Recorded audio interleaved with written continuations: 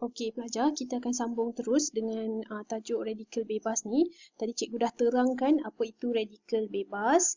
Jadi dia adalah atom atau molekul yang kekurangan satu elektron yang menyebabkan dia jadi tidak stabil, reaktif dan cenderung untuk menyerang atom atau molekul lain. Ini tadi pun cikgu dah terangkan bagaimana daripada atom dia boleh menjadi radikal bebas apabila dia membebaskan satu elektron.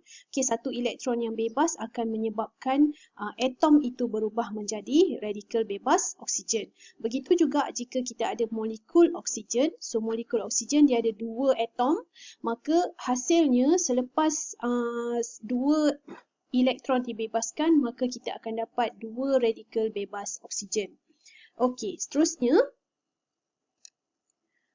proses yang menyebabkan radikal bebas terhasil adalah proses pengoksidaan yang merupakan satu tindak balas kimia. Yang mana proses ini adalah tindak balas yang berlaku apabila satu bahan mengalami kehilangan elektron. Maksudnya dia membebaskan elektron dan terhasilnya radikal bebas tersebut. Okey, jadi proses pengoksidaan boleh berlaku secara semula jadi. Jadi, keadaan ini mencetuskan tindak balas berantai untuk menghasilkan lebih banyak radikal bebas. So, dua proses pengoksidaan secara semula jadi dalam badan manusia adalah proses yang dikenali sebagai metabolisme. Okey, proses metabolisme. Ini proses metabolisme ni adalah proses penghasilan tenaga daripada makanan yang kita makan. So badan kita proses makanan untuk menghasilkan tenaga. Itu adalah proses metabolisme.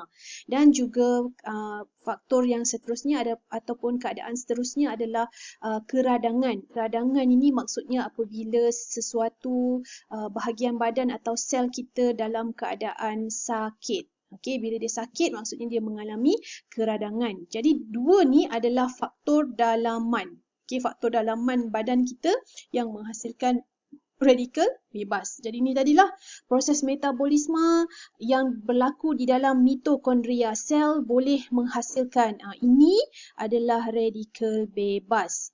Ni yang mana oranye dengan merah ni, ini adalah radikal bebas. Dan radikal bebas ini boleh menyebabkan kerosakan pada DNA. Begitu juga apabila faktor keradangan. Okay, bila badan kita sakit, sel darah putih juga akan membebaskan radikal bebas yang boleh menyebabkan kerosakan DNA. Okey, itu faktor dalaman. Sekarang faktor luaran. Okey, faktor luaran. Faktor luaran ini juga boleh menyebabkan jumlah radikal bebas terhasil dalam badan kita. So, apa dia faktor luaran? Maksudnya faktor yang berlaku di luar badan. Contoh, asap rokok. Okey, pendedahan kepada radiasi. Radiasi ni adalah bahan yang bersifat radioaktif. Cahaya matahari. Dalam cahaya matahari ni dia ada sinar UV. Okey, sinar UV. Sinar UV dalam cahaya matahari juga boleh menyebabkan penghasilan radikal bebas dan juga pencemaran udara. Jadi radikal bebas yang terlalu banyak dalam badan akan mencecaskan kesihatan. Maksudnya tak baguslah radikal bebas ni. Ni tadi faktor luaran lah. Sinaran mengayon ni adalah radioaktif, sinaran ultraungu daripada cahaya matahari, kemudian pencemaran udara menyebabkan udara kita jadi tercemar, lepas tu masuk dalam badan melalui sistem pernafasan juga boleh menyebabkan penghasilan radikal bebas. Okey, sisa toksik. Sisa toksik ini sama ada direct ataupun daripada makanan, daripada air yang kita minum. Itu boleh menyebabkan sisa toksik masuk dalam badan kita. Selain daripada itu, yang paling mudah faktor luaran yang paling mudah dalam persekitaran kita adalah asap rokok. Sebab itu asap orang perokok ni dia boleh kata perokok aktif atau perokok pasif.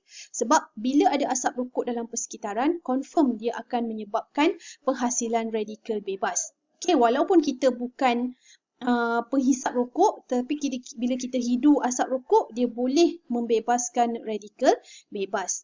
Okey, seterusnya. Radikal bebas bertindak ke atas sel dengan merosakkan membran sel, mitokondria. Okey, dia boleh merosakkan membran sel, dia boleh rosakkan mitokondria dan juga DNA.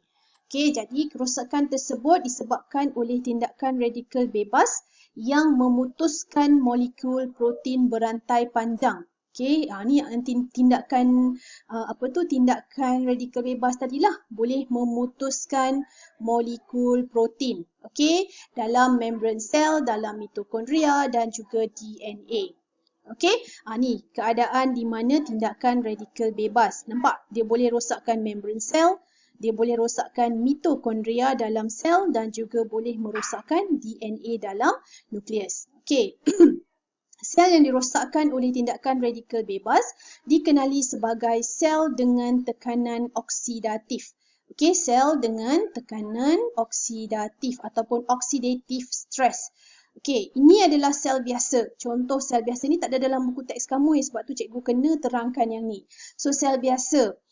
Bila radikal bebas bertindak ke atas sel, nampak ni yang warna hitam-hitam ni adalah radikal bebas lah. So, kamu boleh nampak berlaku perubahan kepada struktur sel itu. Dan akhirnya, sel menjadi sel yang rosak ataupun sel dengan tekanan oksidatif. Maksudnya, ini dia dah rosak lah. Sel ni rosak. Jadi, badan kita jadi tidak sihat. Ini adalah sel biasa yang berada dalam badan yang sihat. Okey, jadi tekanan oksidatif oleh tindakan radikal bebas yang merosakkan sel boleh dikaitkan dengan pelbagai penyakit atau keadaan. Jadi maknanya radikal bebas ini dia boleh menyebabkan penyakit sebab kita boleh dapat penyakit. Contoh, okey, tekanan oksidatif pada sel boleh mengakibatkan penyakit sistem saraf seperti Alzheimer dan demensia. Ni dua ni adalah penyakit yang biasa berlaku kepada orang tua. Nyanyuk, okey, nyanyuk. Jadi sebab itu kalau kita tengok orang tua, secara logiknya dia dah hidup lama, jadi badan dia secara semula jadi pun memang menghasilkan radikal bebas. Jadi banyak sel-sel dalam badan akan menyusut ataupun rosak dalam badan secara semula jadi. So antaranya boleh menyebabkan penyakit sistem saraf. Okey, seterusnya penyakit kardiovaskular. So bila kita kata kardiovaskular ni dia berkait dengan jantung. Okey, jantung dia berkait juga dengan sistem tekanan darah. Jadi mungkin lemah jantung, sakit jantung, stroke, tekanan darah tinggi dan sebagainya itu semua adalah penyakit kardiovaskular lah. Maksudnya sel-sel yang berkaitan dengan kardiovaskular ini telah rosak. Jadi dia boleh mendapat penyakit kardiovaskular ataupun penyakit autoimun. So imun ni dia berkait dengan sistem keimunan, sistem daya tahan diri terhadap penyakit. Maksudnya kalau autoimun maknanya dia jadi kurang, sistem pertahanan badan dia kurang berfungsi dengan baik lah. Jadi dia senang dijangkiti penyakit. Okey, katarak dia berkaitan dengan mata. Katarak ni adalah penghasilan selaput pada mata yang menyebabkan penglihatan jadi tidak jelas. Okey, diabetes mellitus adalah kencing manis. Seterusnya kanser, semua orang tahu, dan penuaan. Ini secara semula jadilah. Secara semula jadi memang sebab tu beza orang muda dengan orang tua dari segi struktur kulit, dari segi kalau orang tua dia dah berkedut kan, kalau muda dia nampak lebih tegang kulitnya sebab kulit tu dah menyusut, dia dah rosak disebabkan oleh radikal bebas. Okey, jadi basically cikgu nak terangkan inilah perkara-perkara penting dalam subtopik 10.2 iaitu radikal bebas. Okey, secara umumnya kesimpulannya radikal bebas ni adalah satu keadaan yang tidak baik untuk kesihatan kita dan dia boleh berlaku disebabkan oleh faktor dalaman ataupun faktor luaran. So itu sahaja yang cikgu nak sampaikan kepada kamu. Kita boleh teruskan dengan praktis formatif 10.2 hari ini.